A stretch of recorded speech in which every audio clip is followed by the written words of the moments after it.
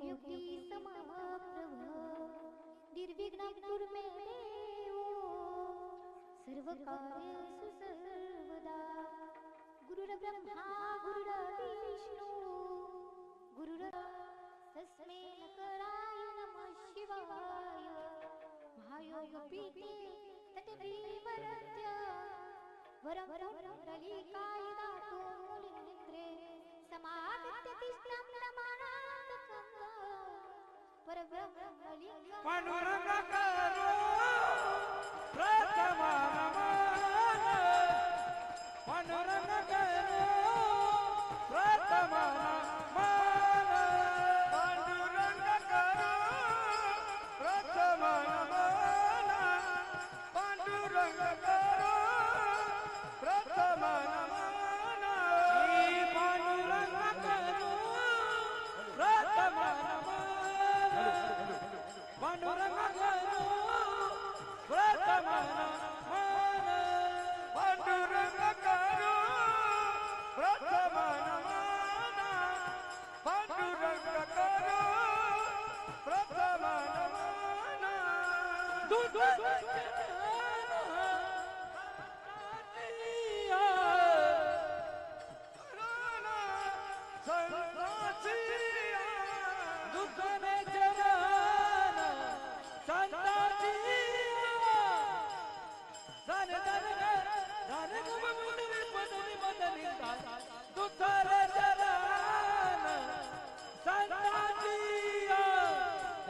कृपदाने बदता विकारो त्यांच्या कृपदाने बदता विकारो दुसरे चरण संतांची दुसरे चरण संतांची त्यांच्या कृपदाने बदता विकारो त्यांच्या कृपदाने कथे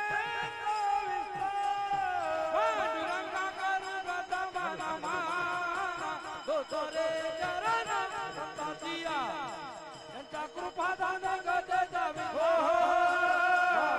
गीत गुरुदास पांडुरंग करू प्रथम नमन दुसरे चरण संतांचिया त्यांच्या कृपादान गते जावे बाबाजी सद्गुरुदास तुकादास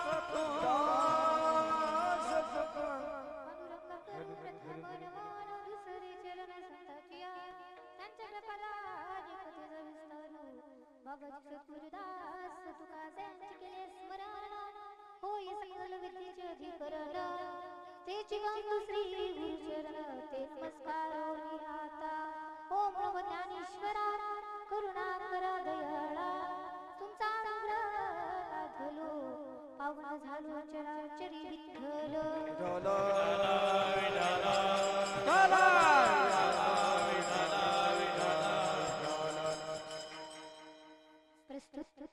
प्राप्त प्रसंगी प्राप्त स्थळी कीर्तन रूपी सेवे करता म्हणजे निरूपणात बोललेला अभंग महाराष्ट्राचे लाडके वैराग्याचे मूर्तिमंत पुते जगाचा संसार सुखांचा व्हावा या करता आपल्या संसाराची रांगोळी करणारे देहूचे सुप्रसिद्ध साधू संत जगद्गुरु तुकोबाराय यांचा उत्कृष्ट असा आणि 4 जन्माचा अभंग सेवेसाठी विठ्ठल विठ्ठला विठ्ठला विठ्ठला विठ्ठला विठ्ठला विठ्ठला विठ्ठला विठ्ठला अभंगावरती बोलण्यापूर्वी अल्पसा परिहार करतो तुम्हा सर्वांना ज्ञात आहे परंतु सांगता वक्त्याचं अर्ज करतो या न्यायाने आजच्या आजींचे प्रथम वर्ष श्राद्ध आहे कैलासवासी मातोश्री सोनाबाई गुलाबपूर या मातेच्या प्रथम वर्ष श्राद्धानिमित्त मला माझे आजोबा असतील यशवंत गुलाबपूर तसेच पांडुरंग गुलाबपूर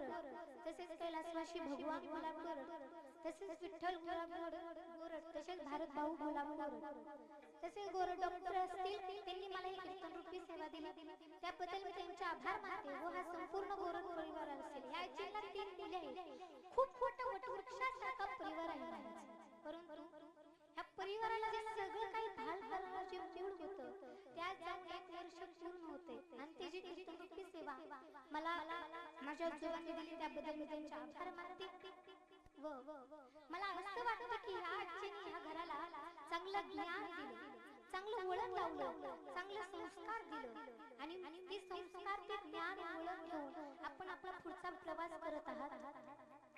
मी नेहमी सांगत असते ज्याच्या घरामध्ये काहीतरी संस्कार असतात, ज्याच्या घरामध्ये काहीतरी पुण्य असतं आणि ज्याच्या घरामध्ये त्या भगवंताबद्दल प्रेम असतं त्याच्याच घरामध्ये कीर्तन होत असतं. भाग्यवंता घरी भाग्यवंता घरी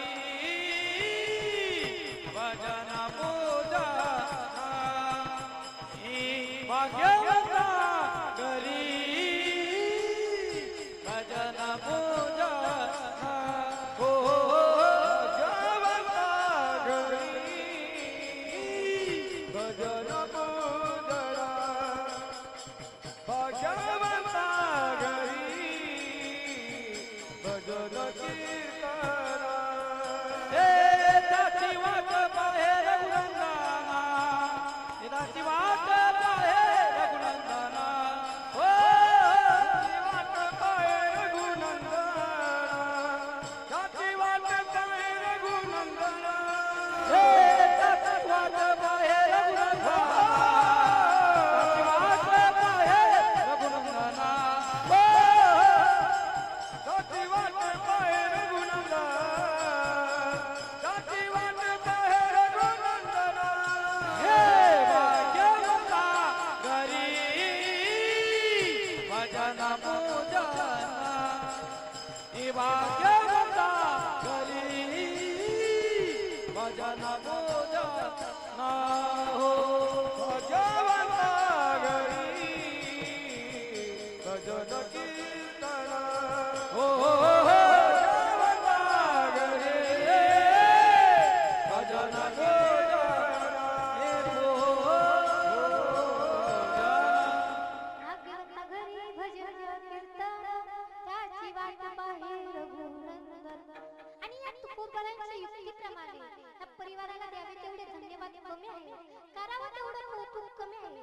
एका दिवसाचा कार्यक्रम आहे परंतु अनेक दिवसांपासून आपण या कार्यक्रमाचं नियोजन करत आहोत. खूप सुंदर पद्धतीने या कार्यक्रमाचं नियोजन केलेलं आहे.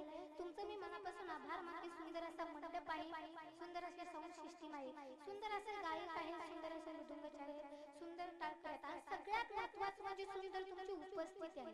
तुमचं तेवढं त्या घरावरती प्रेम आहे आणि त्या घराचं तेवढं तुमच्यावरती प्रेम आहे आणि त्यांच्या प्रेमासाठी आपण वेळात वेळ काढून आपण उपस्थित झाला. मी तुमचं मनापासून आभार मानते. विठ्ठल चला चला विठाला विठाला विठाला विठाला विठाला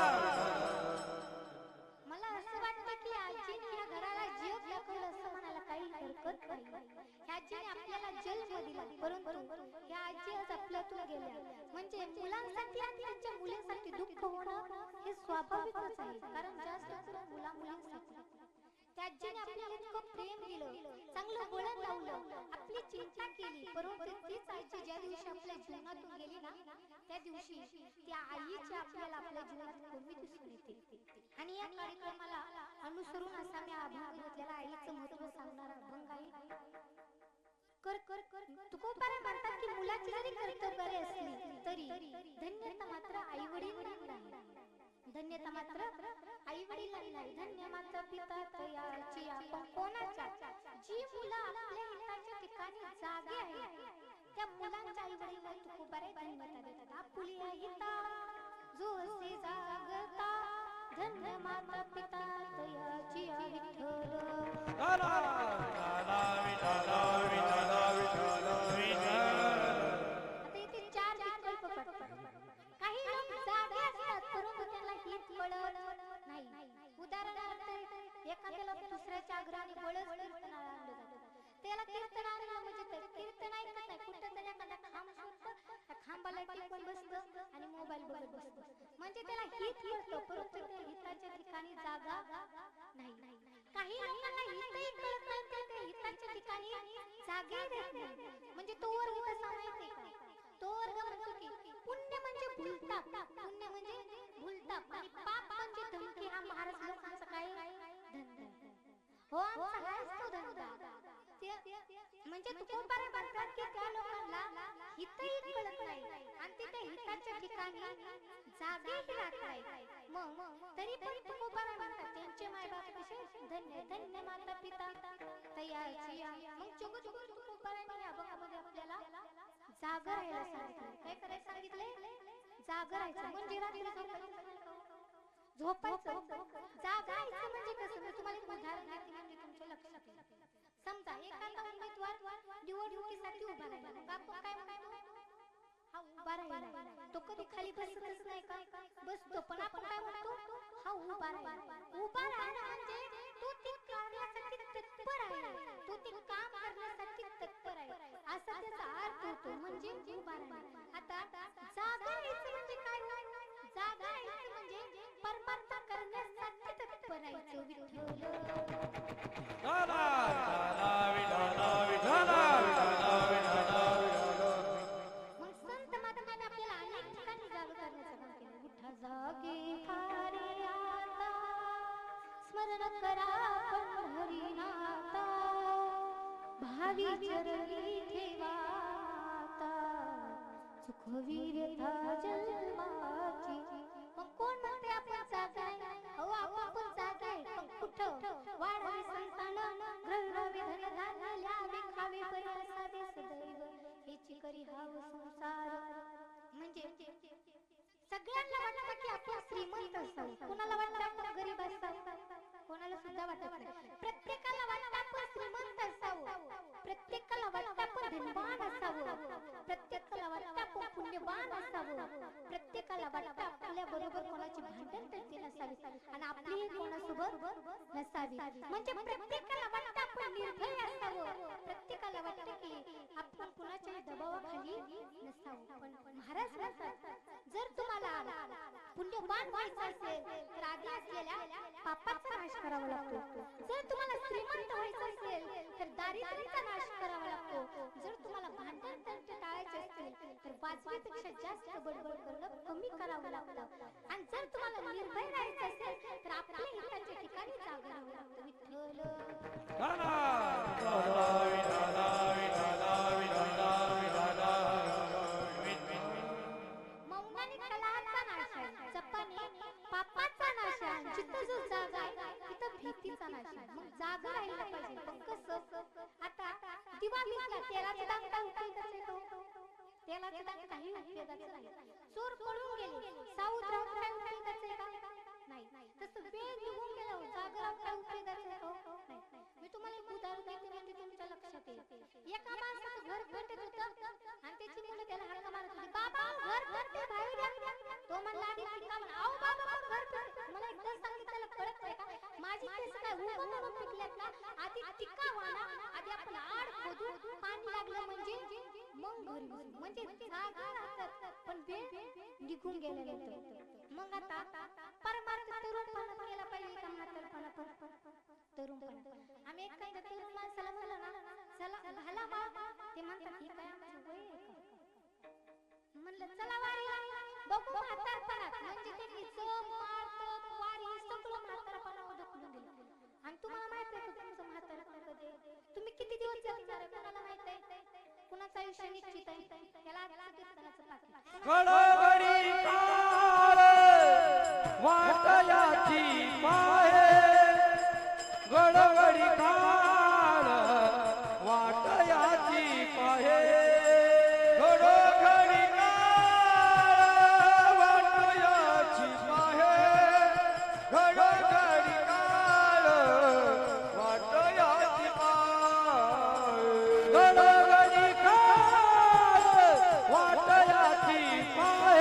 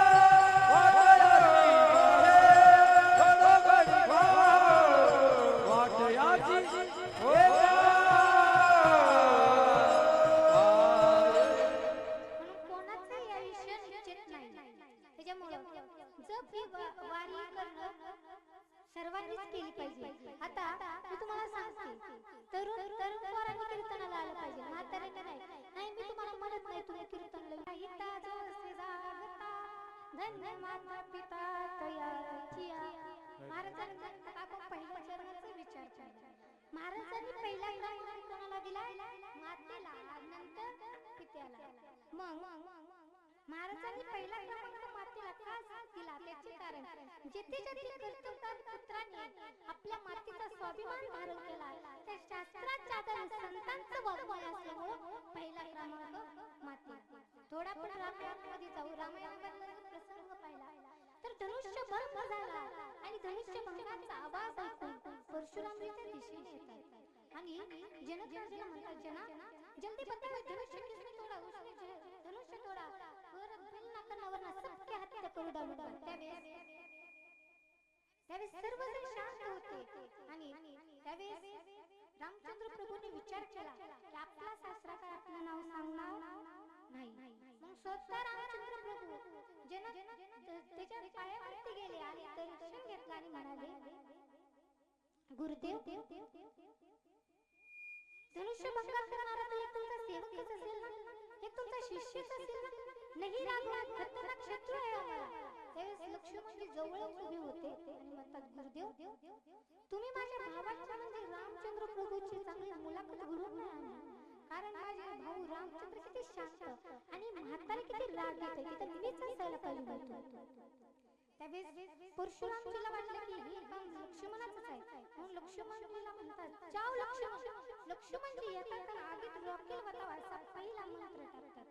त्यावेळेस परशुरामजीने परशु हातात घेतला आणि लक्ष्मणजीच्या अंगावरती धाव घेतली. त्यावेळेस लक्ष्मणजी म्हणतात की परशुरामजी तुम्ही किती वेळा आमच्या अंगावरती परशु ठेवून धावला तरी आम्ही तुम्हाला भेटणार नाही, तुम्हाला घाबरणार नाही. कारण आम्ही क्षत्रियांची मुलं आहोत, क्षत्रियाचे संतान आहोत. आणि आमचं ठरलंय की ज्याच्या कपाळाला गंध आहे आणि ज्याच्या घरात जाग आहे त्याचं रक्षण करण्यासाठी आम्ही क्षत्रिय आहोत, आक्रमणासाठी नाही. आणि जरी तुम्हाला वाटत असेल ही बाळ भीतीपोटी बोलते तरी अजूनही वेळ गेली नाही परशुरामजी.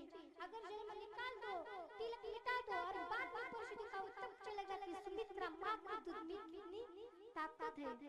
म्हणून जिथे जिथे कर्तव्यकारी पुत्राने आपल्या मातेचा स्वाभिमान धारण केला ते शास्त्राच्या आधारे संतांचं वाङ्मय असल्यामुळे पहिला क्रमांक आईला. मग काही लोकांनी तुकोबारांना विचारलं, महाराज मग त्यांच्या पोटी आलेली प्रजा त्यांच्याबद्दल तुम्हाला काय वाटतं? अभंगाचं विश्लेषण. कुळी पुत्र होती जे सात्विक, कुळी पुत्र होती जे सात्विक, कुळी पुत्र होती जे सात्विक, कुळी पुत्र होती जे सात्विक, कुळी पुत्र होती जे सात्विक, कुळी पुत्र होती जे सात्विक,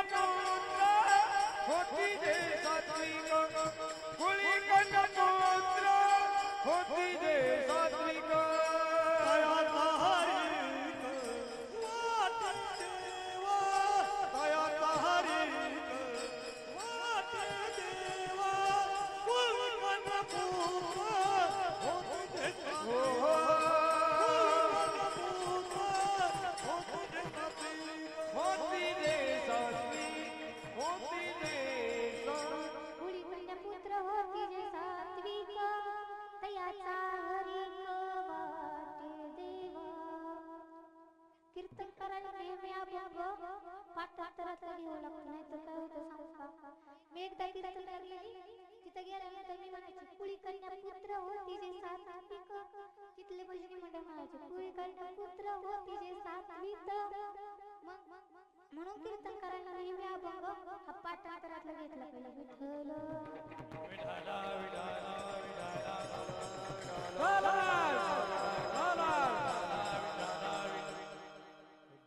जगद्गुरु तुकोबारायला काही लोकांना विचारलं, महाराज ती मुलं काय करतात? तर ती मुलं गीता आणि भागवत या दोन्ही ग्रंथाचं श्रवण करतात आणि अखंडतेने विठ्ठलाचं चिंतन करतात. मग सांगा आता आज कोणाचं वर्ष श्राद्ध आहे? आई, मी थोडं आईबद्दल बोलते. ज्या दिवशी आपली आई आपल्या जीवनातून जाते ना, त्या दिवशी आपल्या जीवनातलं कोणी तर जातं. तुम्ही भाऊला विचारा, त्यावेळेस ते भाऊच्या डोळ्यात पाणी येईल. भाऊ तुम्हाला सांगतील, दादा माझी आई गेली, माझं सर्वस्व गेलं, माझ्या जीवनातलं माझ्यावरती खरं प्रेम करणारं कोणी तर गेलं. आणि ते तुम्हाला सांगतील, दादा जोपर्यंत तुमची आई आहे ना, तोपर्यंत तुम्ही तिला नीट सांभाळा. कारण ज्या दिवशी तुमची आई जाते ना, त्या दिवशी तुम्हाला खरी किंमत कळते आईची. ज्या दिवशी तुमची आई जाते त्या दिवशी तुम्हाला एक क्षणही आवडत नाही. कुठे गेली माझी आई मला कळमत नाही, ए राग आई मला झोप येत नाही, राग आई मला झोप येत नाही. कुठे गेली मला कळमत नाही, हे राग आई मला झोप येत नाही, राग आई मला झोप येत नाही. 9 महिने गर्भात ठेविले बोट धरून तुला चालविले. कुठे गेली मला कळमत नाही,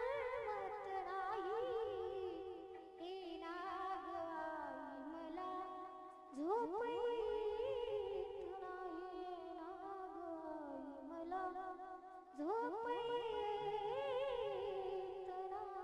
नाही. म्हणून पुन्हा पुन्हा विनंती करून सांगेल की जोपर्यंत आपल्या आई वडील आहेत ना, तोपर्यंत त्यांना नीट बोला. अहो त्यांना काही लागत नाही, ते तुम्हाला काय 2 लाख लागत नाही, 5 लाख लागत नाही. फक्त दिवसातून त्यांना 2 आपुलकीचे 2 प्रेमाचे शब्द बोलायचे. आई तू बरी आहेस का ग? बाबा तुम्ही जेवला का? एवढं जरी तुम्ही बोलला ना तरी त्यांचं पोट भरतं, त्यांना काहीही लागत नाही. आणि तुम्ही श्रीमंत कोणाला म्हणता? कोणाला म्हणता श्रीमंत?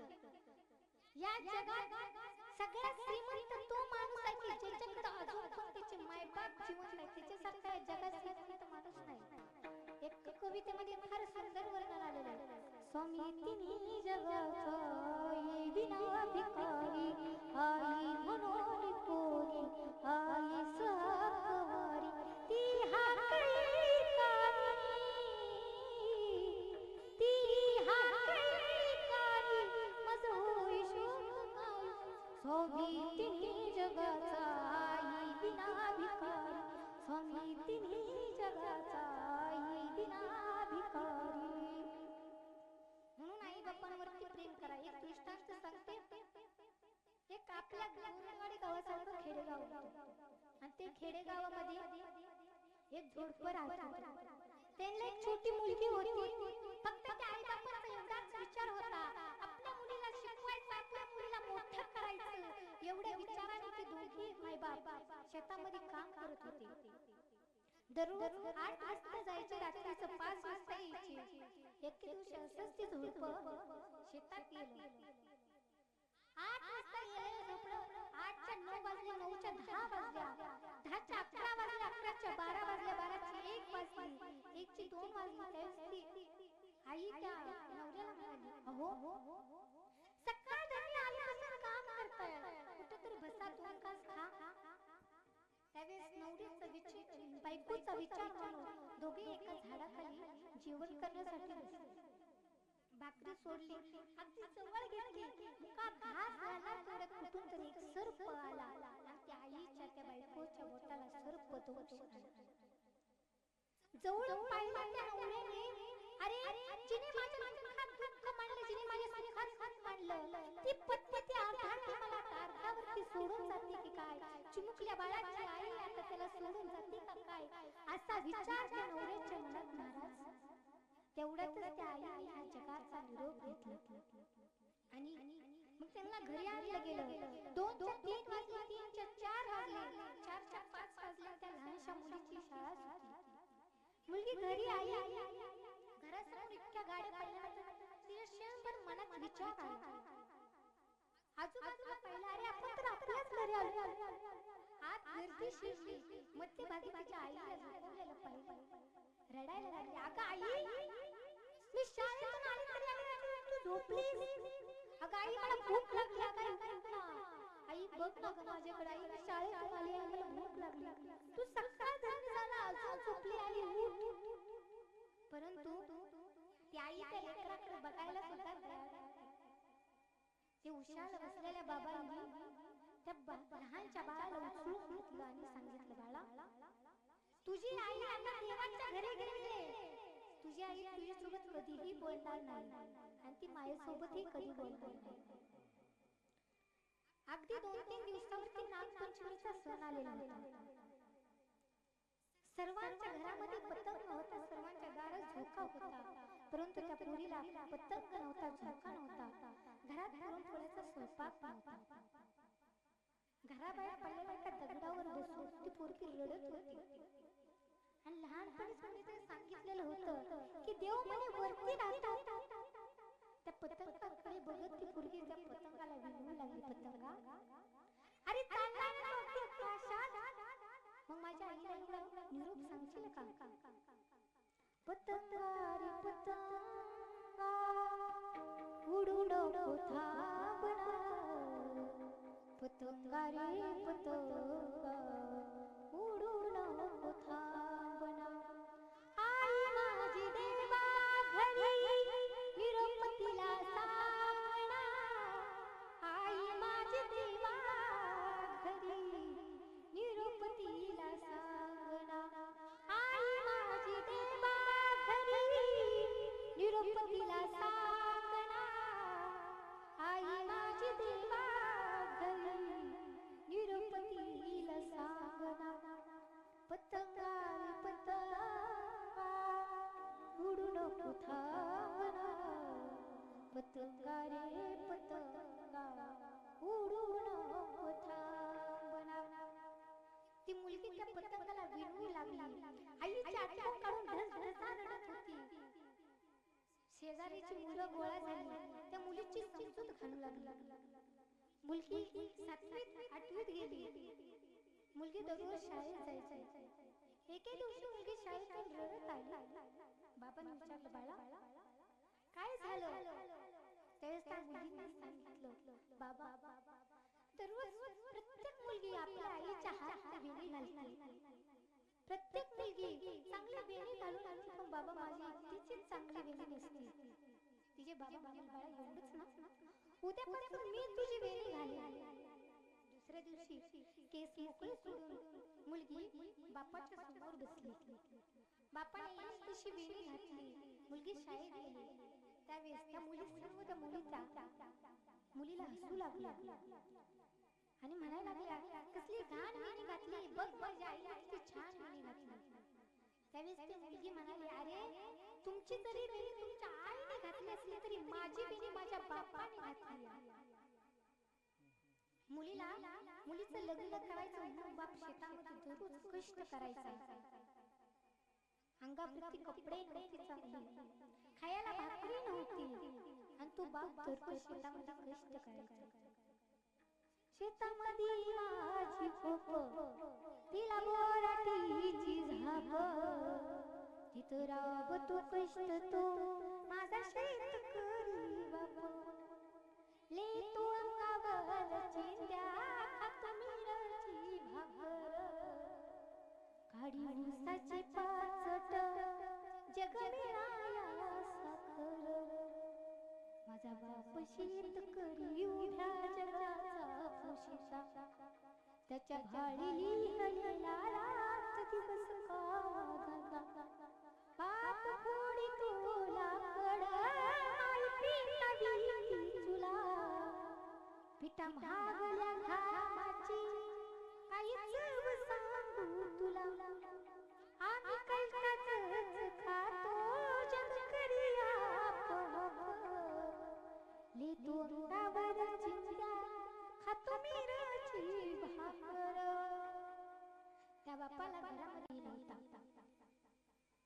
मुलीला चांगल्या घरात तिचं मुंड शेतामध्ये जाऊन कष्ट करायचा लोकांच्या दारामध्ये जाऊन भीक मागायचा काही दिवसांनी मुलीचं लग्न जमलं लग्न झाल्यानंतर मुलगी प्रत्येकाच्या गळ्यात पडून रडायची परंतु ते एका गोष्टीला शोधत होती एका माणसाला शोधत होती म्हणजे तिचे बाबा परंतु तिचे बाबा तिला दिसली ती पळत पळत गेली बाबाला मिठी मारली खूप रडली आणि गेली काही दिवसानंतर मुलींनी मोठा बंगला बांधला मुलींनी बंगला बांधला आणि बापाला कळालं मुलीचा निरोप नव्हता बापा महाराज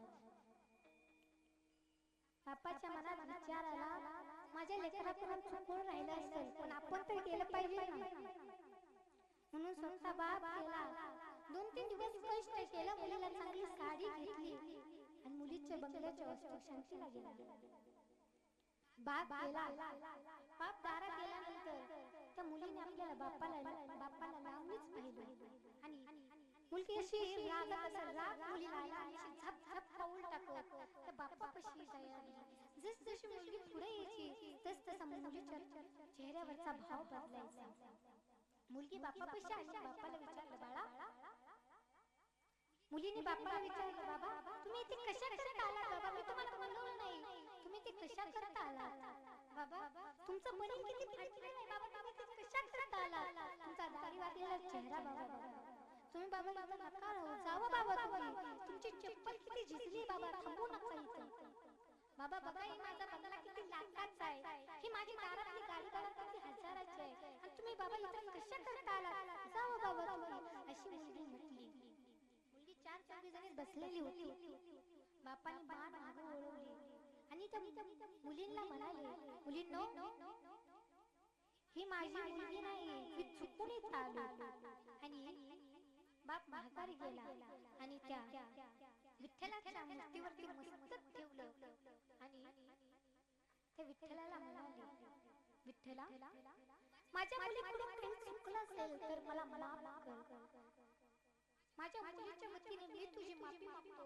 तर माझ्या मुलीला माफ कर असा म्हणणारा फक्त बापच असतो हो जगी ऐसा बाप जगी ऐसा बाप जगी ऐसा बाप जगी ऐसा बाप जगी ऐसा बाप जगी ऐसा बाप जगी का बाप जगी का बाप ज्याचा वंश मुक्ती सदावा ज्याचा वंश मुक्ती सदावा पोटा येता हरले बाप पोटा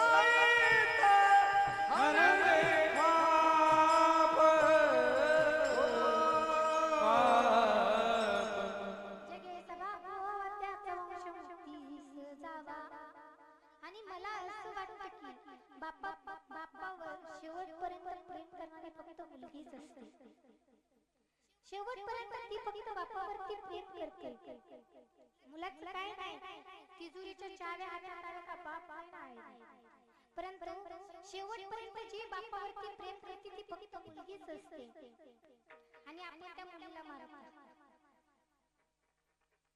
खरं सांगू मुलगा जर घराचा पाय असेल तर मुलगी घराचं कळस असते. मुलगा जर घराचं गीत असेल तर मुलगी घराचं संगीत असते. म्हणून कधी त्या मुलीला मारूच नका. ती मुलगी ज्यावेळेस गर्भात होते ना असते ना त्यावेळेस ती मुलगी त्या आईला विनंती करते, अगाई 9 महिने 9 दिवसांनी झाली जगमगण्याची घाई, वंशाच्या दिरपाई नको पंथी बिजुवाई, वंशाच्या दिरपाई नको पंथी बिजुवाई. उद्या तुझ्या गर्भाची चाचणी होणार ग, मुलगी आहे म्हणून सारी नाक मुरडतील माझ्या चुकल्या कानाला तुझी कुजबुज ऐकू येई, वंशाच्या दिरपाई नको पंथी बिजुवाई, वंशाच्या दिरपाई नको पंथी बिजुवाई. शेवटपर्यंत फक्त ती बापावरती प्रेम करत असते आणि आपल्याला वाटतं की बाप आपल्यावरती प्रेम करत नाही.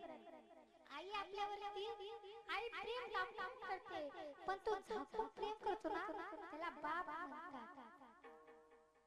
झाकून प्रेम करणारा फक्त बापच आहे. आईवर वरचेवर प्रेम म्हणजे डाऊन प्रेम करते आई. उरामती माया त्याच्या काळो मेघबागी दाखविना कधी पुन्हा डोळ्यातलं पाणी, जिजू जिजू संसाराचा गाडा राखला, वटामधी सुचरी काना बापला, घडीभर तू थांब जरा ऐक त्याची धापर, लई अवघड हाय गड्या उमगाया बापर, उमगाया बापर. मुखी मुखी माया त्याची मुखी घालवला, लेकराच्या पायी उभा जन्म उधळीन, आधाराचा बळ जणू वाकलो भाळो, तिच्या आईना पाचुळा जिनरा माळ, जिनरा माळ. म्हणून फक्त तो बाप झाकून प्रेम करतो. आणि ज्या दिवशी आपले आई वडील जीवनात जातील ना, खरं सांगू डोंगर आड गेलेला सूर्य नंतर तुम्हाला पाहायला मिळेल, परंतु माती आड गेलेले मायबाप नंतर तुम्हाला फक्त फोटोतच पाहायला मिळेल. म्हणून ताई वडिलांवरती शेवटपर्यंत प्रेम करा एवढीच विनंती करेन. परंतु मला एका माणसाने विचारलं, ताई आईच्या आणि बायकोच्या प्रेमामध्ये काहीच फरक नसतो. मी म्हटलं कसं काय हो? ते मला म्हणाले, ताई माझी आई मला आधी आंघोळ घालायची, माझी बायकोही मला आता आंघोळ घालते.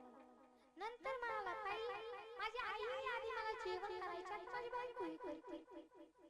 मी त्यावेळेस त्यांना म्हणाला, दादा तुम्ही लहान असताना ना त्यावेळेस तुमच्या आईने तुमची टाळ उघडली, काय आणि तुमच्या डोक्यावरती केस आले, आणि ज्या वेळेस तुमच्या बायकोने तुमच्या डोक्यावर हात फिरवला ना त्यावेळेस आलेले केस गेले, वाटले चेक करून बघा. म्हणून आई कोणीच करू शकत नाही. आणि ज्या दिवशी आपली आई जाते ना त्या दिवशी आपल्याला सर्व छळायला सुरुवात करते. कोणी ना कोणी आपल्या जीवनात असते.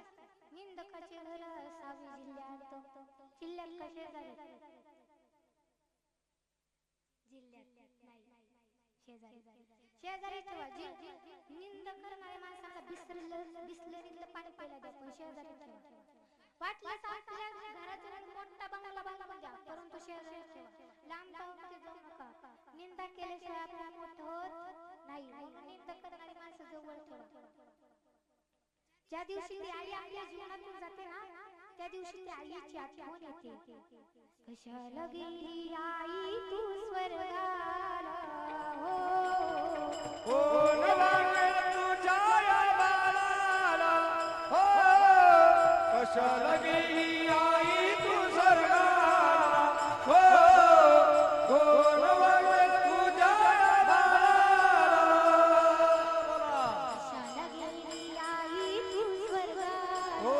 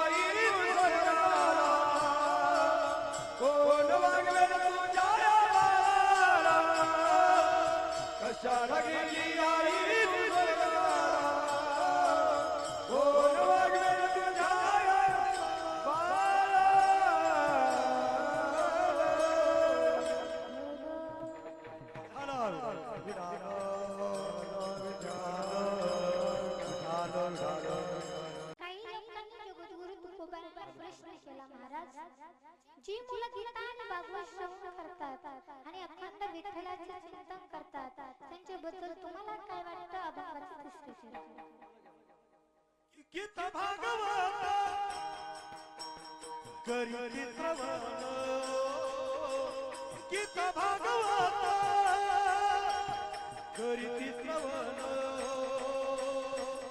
गीता भागवत करी श्रवण गीता भागवत करी श्रवण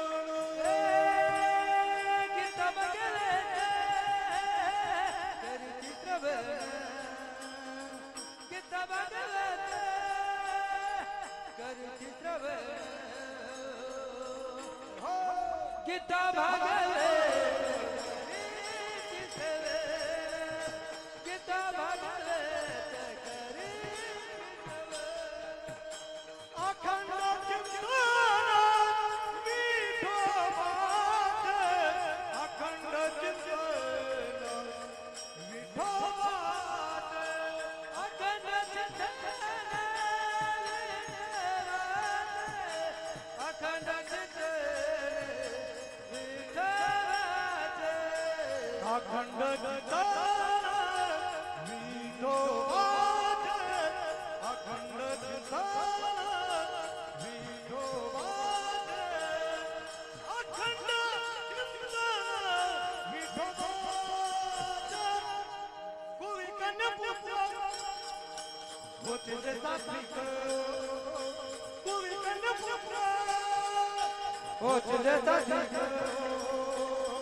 कोवी कन्यापुत्र होते जे सात्विक कोवी कन्यापुत्र होते जे सात्विक अखंड चिंतन विठोबात अखंड चिंतन विठोबात अखंड चिंतन विठोबात अखंड चिंतन विठोबात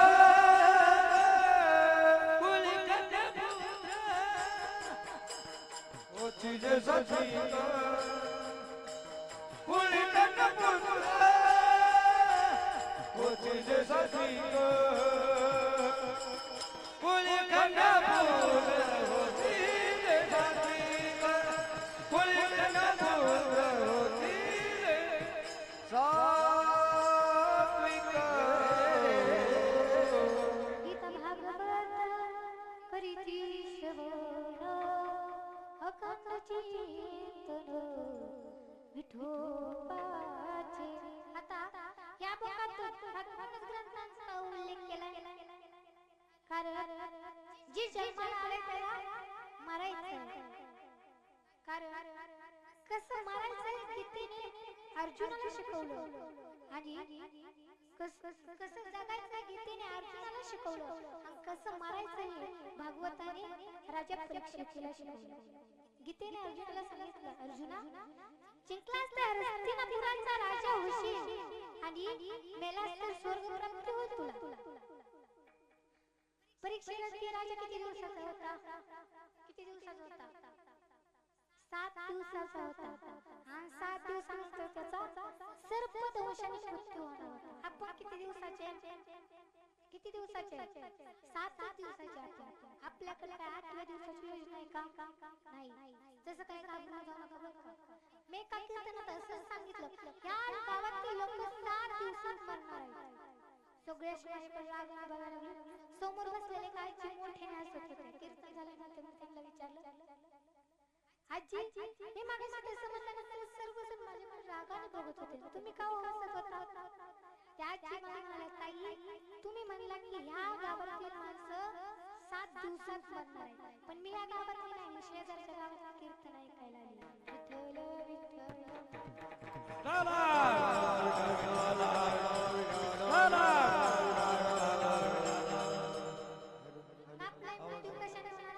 आपला मृत्यू सर्पदंशाने होणार कारण संसाराला काय म्हणले सर्प म्हणले मग आपला मृत्यू सर्पदंशाने होणार.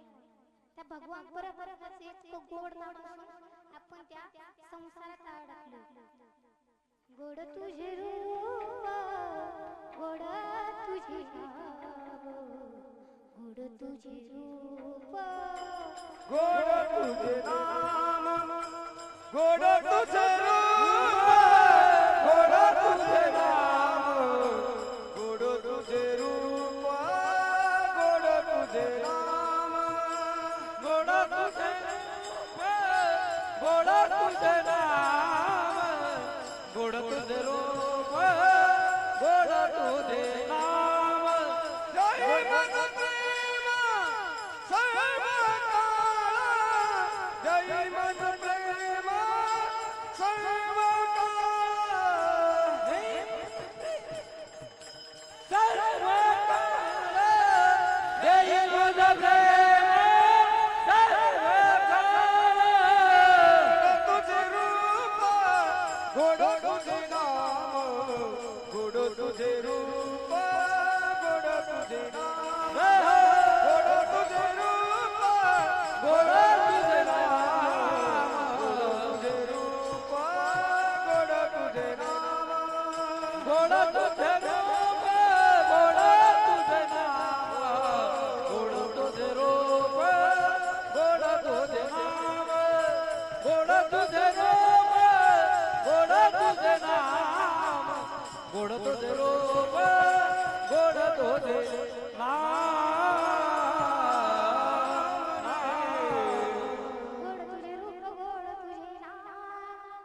देई मज प्रेम सर्व काळ मग त्या भगवान परमात्म्याचे इतकं गोड नाम स्मरण असून आपण त्या संसाराच्या जाळ्यात अडकून बसलो म्हणजे आपल्याला सर्प चावले झर चांगलंच लागले बरं का म्हणून एकदा आपण त्या भगवान परमात्म्याचं नाम स्मरण करू सगळ्यांनी हात वरती करा हॅलो हॅलो आवाज दे माईक आवाज दे कोणी हॅलो हॅलो विठोबा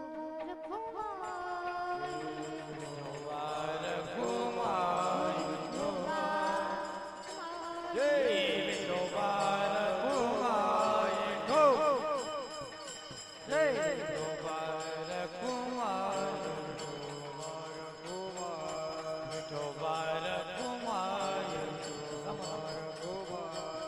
विठोबा रखुमाई विठोबा रखुमाई विठोबा रखुमाई कुंडलिकावल्य हरि विठ्ठल त्रिकादेव तुकाराम हरिनाथ भगवान की जय ज्ञानेश्वर महाराज की जय गुरु तुकाराम महाराज की जय विठोबा रखुमाई विठोबा रखुमाई विठोबा रखुमाई विठोबा रखुमाई विठोबा रखुमाई विठोबा रखुमाई विठोबा रखुमाई ताड़ी ताड़ी ताड़ी विठोबा रखुमाई विठोबा रखुमाई विठोबा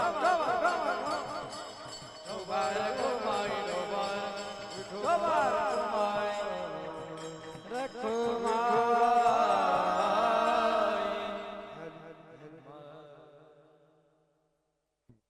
म्हणून त्या भगवान परमात्म्याचं सगळ्यांनी नामस्मरण केलं आता मी तुम्हाला एक दृष्टांत सांगते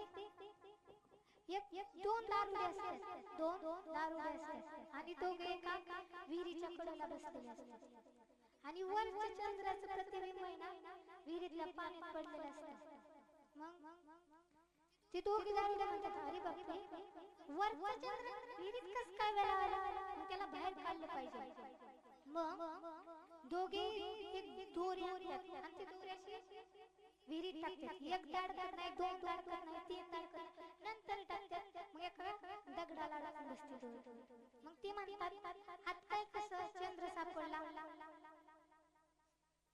हात कसं चंद्र सापडला मग आहे ना दोघे अशी पडायला लागतात अशी दोरी तुटती तशी दोघे अशी उठाने धाड करणं पडपट आणि म्हणतात कसं काय एका फटफट चंद्र वरती लावला म्हणून जसं आपण त्या देवाचं असल्या दारूच्या या व्यसनामध्ये त्या देवाचं नामस्मरण करायचं मग तुकाराम महाराज म्हणतात की त्या अशा मुलांची सेवा मला घडावी अभंगाचं शेवट तुका माने माझा घडो त्याची सेवा तुका माने माझा घडो त्याची सेवा तुका माने माझा घडो त्याची सेवा तुका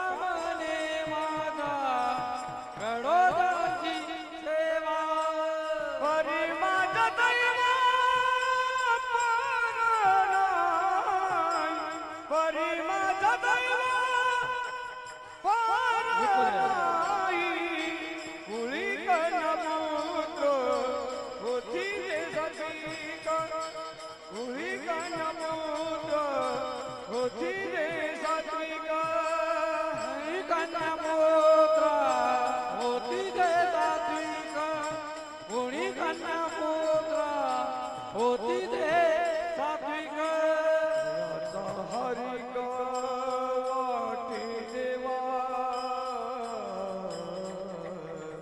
वा पकवान वा थोडा विको दे आवाज दे तो याचा हरी वाटी देवा देवा देवा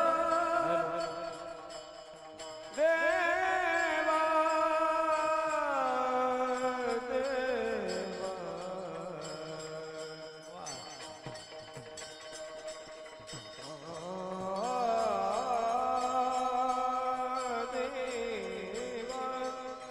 तो याचा हरी वाटी दे वाटी दे आपल्या पतीसोबत भांडण्याचा अधिकार आहे परंतु कपट करण्याचा अधिकार दिला नाही तुम्ही त्यांना साडी मागू शकता मला 5,000ची साडी द्या ती तुम्हाला आणून देतील पण तुम्ही एवढे नाही म्हणू शकत की तीच साडी डबल घेऊन मागायची नाही मी तुम्हाला एक दृष्टांत सांगते एक पत्नी आपल्या पतीसोबत भांडत होती केस माझे सिंदूर तुझ्या नावाचा कपाळ माझं कुंकू तुझ्या नावाचं गळा माझा मंगळसूत्र तुझ्या नावाचं हात माझे पाटल्या तुझ्या नावाचा पोट माझं घरभर तुझ्या नावाचं पाय माझे जोडवे तुझ्या नावाचे अरे दर्शन करते मी आशीर्वाद मात्र तुझ्या नावाचा सौभाग्यवती भव आशीर्वाद मात्र तुझ्या नावाचा एवढं सगळं आहे माझ्याकडे तुझ्या नावाचं सांग तुझ्याकडे काय आहे माझ्या नावाचं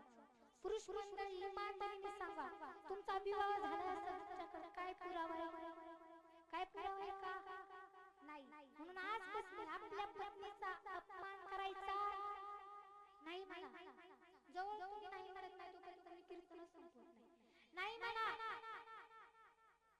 मोठे नाही म्हणा आपल्या पत्नीचा अपमान कधीच करणार नाही असं म्हणा नाही म्हणा ओ बोरडवाडीकर मामा नाही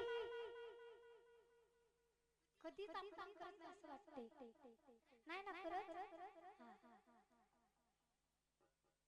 म्हणून आपल्या पत्नीचा कधी अपमान करायचा नाही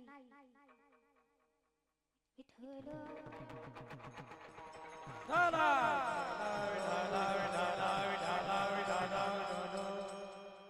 तिला काहीच लागत नाही फक्त तुम्ही तिला नाही संध्याकाळी जेवताना एवढंच म्हणायचं जेवाय बसलं मुखात पहिला घास घातला का म्हणायचं वा पप्पेची आज भाजी काय केली अशी हॉटेलमध्ये सुद्धा मिळत नाही अहो तिला इतकं समाधान होतं ना फक्त एवढंच म्हणत चला कधीच जाम करत जाऊ नका आणि मी फक्त आजींसाठी सांगते त्याच्यामुळे सर्वांनी आपल्या आई वडिलांवरती प्रेम करा जाता जाता एवढीच विनंती असेल आणि ज्यांची मला मृदुंगाची साथ लागली हरिभक्त कृष्ण महाराज असतील गायनाची साथ ज्यांची लागली हरिभक्त पारायण माझे काका असतील राजेभाऊ असतील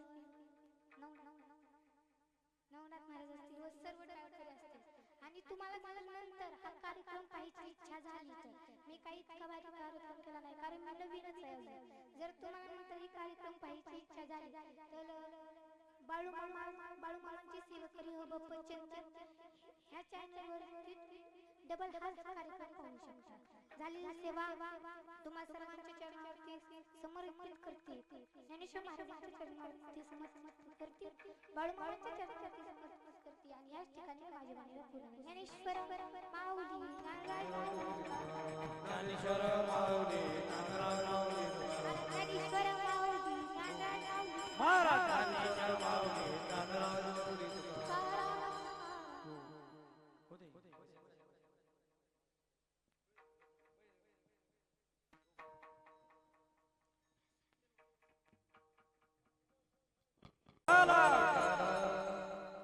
म्हणून आता शेवट सांगते की सर्वांनी आईची काळजी घ्या शेवटपर्यंत आईला जपा ती आई जोपर्यंत आहे तोपर्यंत सर्वांनी आईला जपा आणि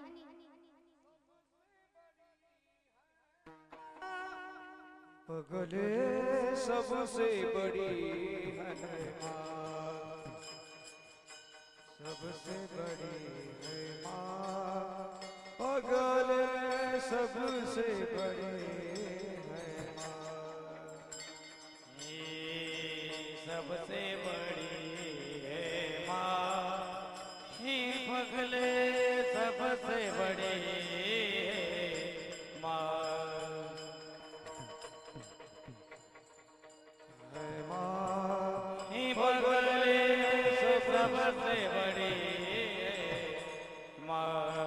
माँ से बढ़कर नहीं ये कोई, माँ से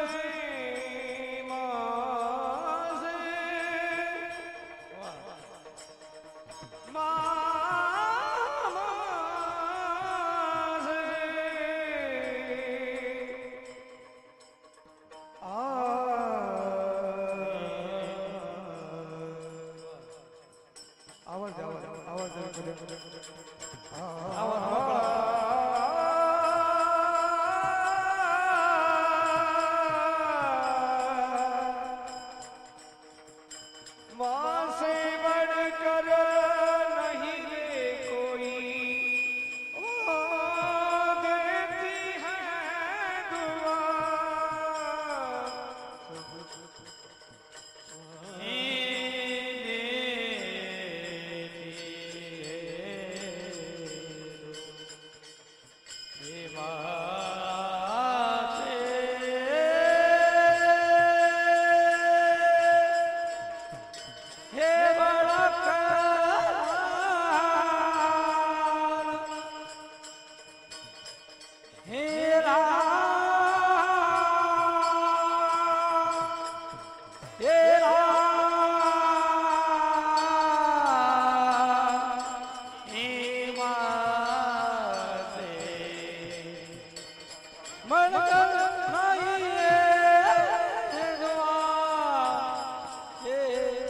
सबसे बड़ी है माँ, ये बगले सबसे बड़ी है माँ, ये सबसे बड़ी है माँ, बगले सबसे बड़ी है माँ,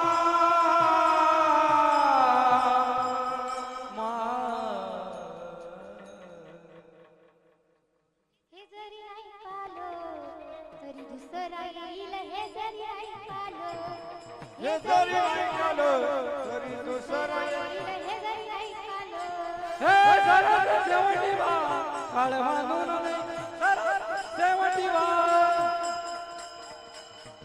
बांधून देईल सरळ शेवटी बा, एका जनार्दनी आमचे काय गाईल, जनार्दनी आमचे काय वागाईल, एका जनार्दनी आमचे काय गाईल, एका जनार्दनी आमचे काय वागाईल. पिंगळा पिंगळा पिंगळा पिंगळा पिंगळा भातवाली, जय हो. पिंगळा भातवाली, बोलबोली तो एका पिंगळा भातवाली, हे पिंगळा भागारी, बोल बोली तो एका पिंगळा भागारी, पिंगळा भागारी, बोल बोली तो पिंगळा भागारी. त्या बाईच्या चरणात मला बाई दिसती पांढर, त्या बाईच्या चरणात मला बाई दिसती पांढर, दिसती पांढर बाळू मामाची वेडर, दिसती पांढर बाळू मामाची वेडर, पांढर बाळू मामाची वेडर, दिसती पांढर बाळू मामाची वेडर. या बाई डोंगर वनात कशी बाई करती पोखर, या बाई डोंगर वनात कशी बाई करती पोखर, झरती पोखर बाळू मामाची वेडर, झरती पोखर बाळू मामाची वेडर, सरती कोकर बाळू मामाची लेकर, सरती कोकर बाळू मामाची लेकर. ए गुलाबी गुलाबी मामाचा बेटा, गुलाबी गुलाबी मामाचा बेटा, गुलाबी गुलाबी मामाचा बेटा, गुलाबी गुलाबी मामाचा बेटा. हाती काठी घोंगड पाठी ढंढरा मोठा, हाती काठी घोंगड पाठी ढंढरा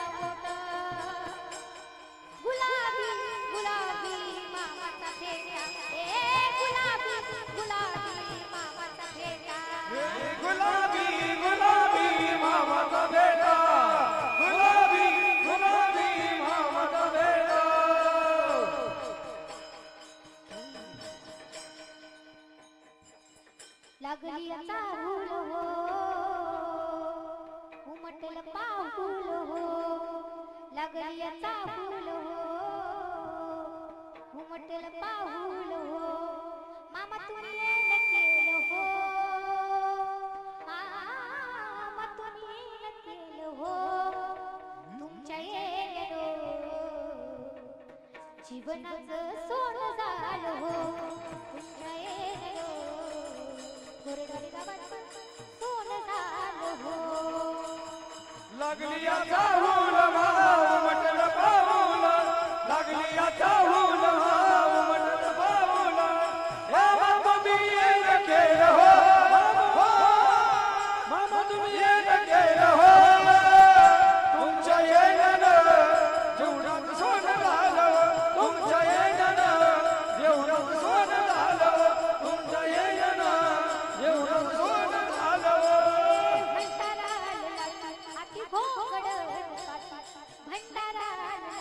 अति घोगड बाळू मामाच्या साठी तो बाळू मामाच्या साठी राखीतो पिंजर बाळू मामासाठी राखीतो पिंजर बाळू मामासाठी भगवान जन्म तुला मानवाचा मिळाला देशी बधाना बाळू मामाची जुळा बाळू मामाची धुळा श्री बाळू मामाची धुळा भगवान जन्म तुला मानवाचा मिळाला रेशीम धागा बाळू मामाची जुळा बाळू मामाची धुळा श्री बाळू मामाची धुळा अति घोगड जय हो अति घोगड अति तो बाळू मामासाठी राखीतो बाळू मामाच्या पिंजर बाळू मामासाठी राखीतो पिंजर बाळू मामासाठी